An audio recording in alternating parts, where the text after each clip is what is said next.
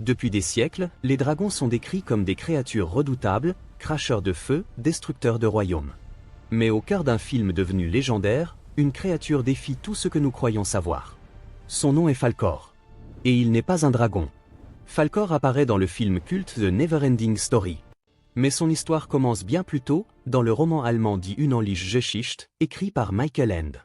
Dans le roman original, il ne s'appelle pas Falkor, mais Fushur. Un nom étrange, presque oublié, qui cache la véritable nature de son espèce. Contrairement aux dragons occidentaux, Falkor ne crache pas de flammes. Il ne détruit pas. Il protège. Falkor est un Luck-dragon, un dragon porte-bonheur. Sa simple présence influence le destin. Son apparence rappelle les dragons asiatiques, longs, serpentinés, symbole de sagesse et de prospérité. Falkor possède une fourrure blanche éclatante, un détail qui le distingue totalement des dragons reptiliens. Son visage évoque celui d'un chien fidèle. Un regard rassurant, presque amical.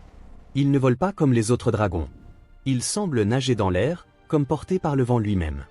Dans The Neverending Story, Falkor apparaît toujours lorsque tout semble perdu. Il incarne l'espoir. Pour le film, une animatronique de plus de 13 mètres fut construite. Une créature gigantesque animée par toute une équipe.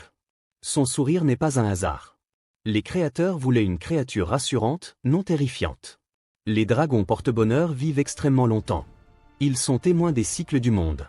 Falkor ne lance pas de sort. Il est la chance incarnée.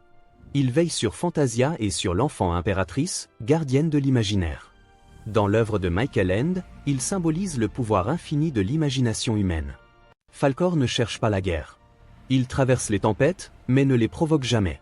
Au départ, les producteurs avaient imaginé un dragon plus reptilien. Mais le destin en décida autrement. Aujourd'hui, Falkor est devenu une icône intemporelle du cinéma fantasy. Alors non, Falkor n'est pas un dragon. Il est bien plus que cela. Il est un dragon porte-bonheur. Une créature née de l'imaginaire. Et peut-être, la preuve que la chance appartient à ceux qui osent croire. Falkor n'est pas un dragon au sens classique du terme. Il ne détruit pas. Il ne domine pas. Il n'inspire pas la peur. Il est un dragon porte-bonheur, une créature née de l'imaginaire, inspirée des légendes asiatiques et façonnée par l'esprit créatif de Michael Ende.